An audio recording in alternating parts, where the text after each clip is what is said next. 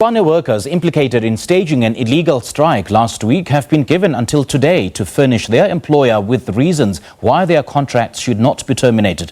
Meanwhile, the City of Tshwane has secured a contempt of court order against SAMWU on the two-week unprotected strike.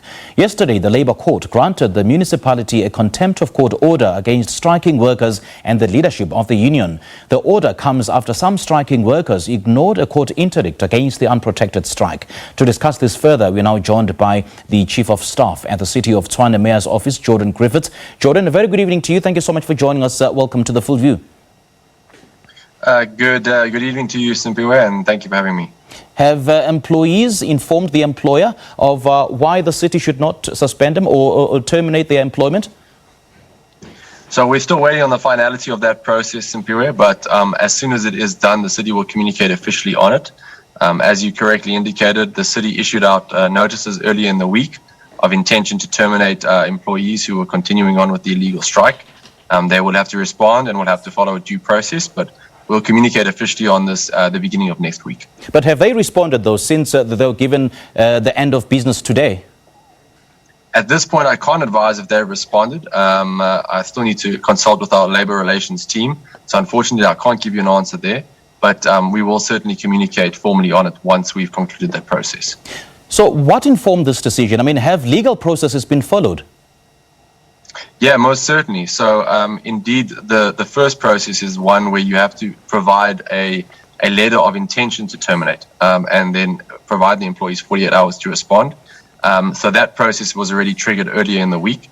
Of course, as you indicated in your introduction, the strike is illegal, and it was illegal from the very first day because there was already a standing court interdict that was preventing SAMWU and its associated workers from embarking on such a strike. So the legal argument was already in the city's favor when we embarked on this process.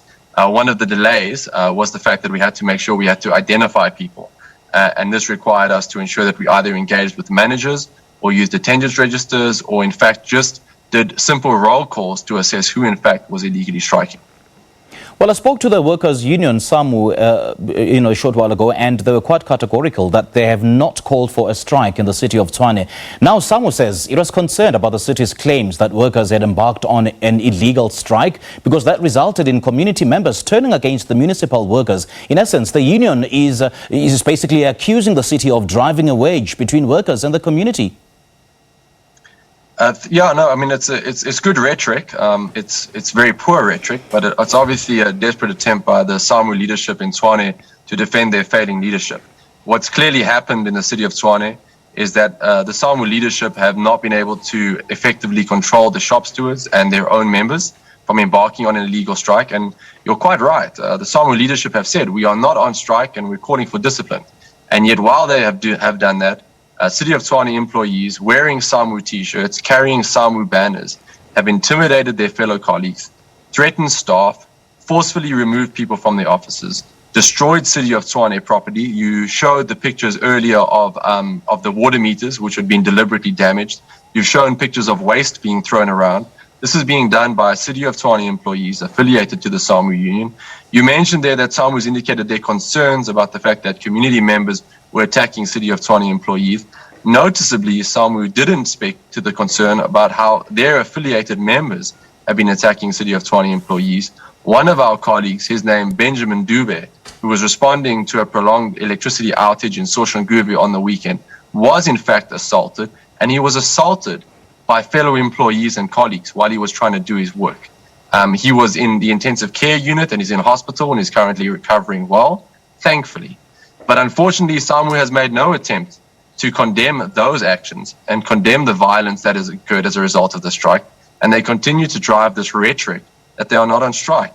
So either their leadership has failed dismally, or they are in fact agitating for this labor action.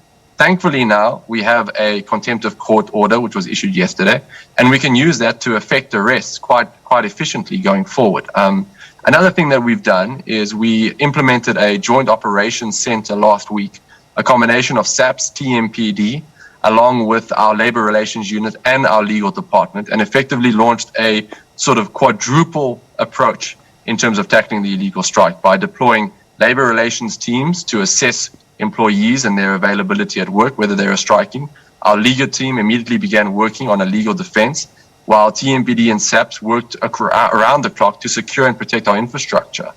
SAMWU categorically, I suppose, didn't mention the fact that we've had to use TMPD personnel and vehicles to escort employees, escort our electricity teams, escort our water teams to go and do their duties.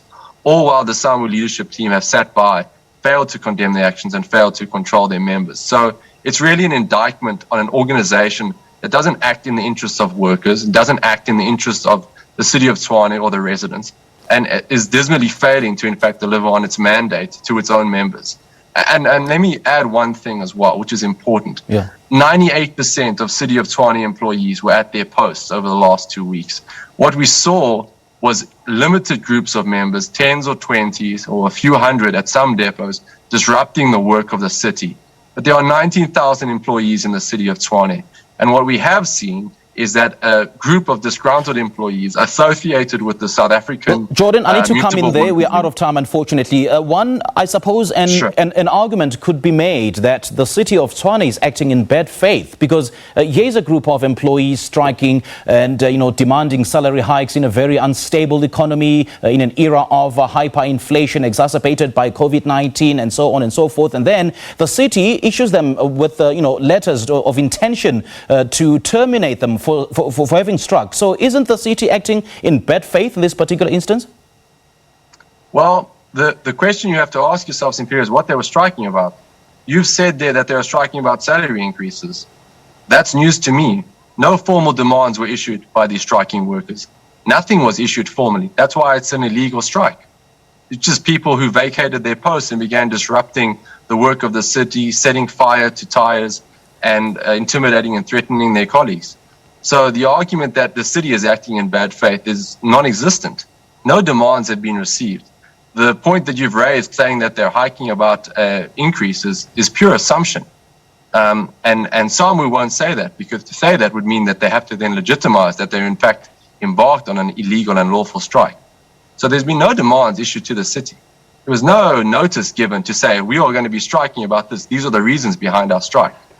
And all of the labor positions from the city on various matters, from disciplinary processes to increases to multiple collective agreements, have been articulated to both of our unions, SAMWU and IMATU, and noticeably, IMATU hasn't striked at all. In fact, IMATU has continuously used our normal labor processes. Jordan, great chatting to you. We're out of time, unfortunately, but thank you so much for joining us this evening. Jordan Griffiths there is the Chief of Staff at the City of Tshwane Mayor's office, speaking to us live via Zoom.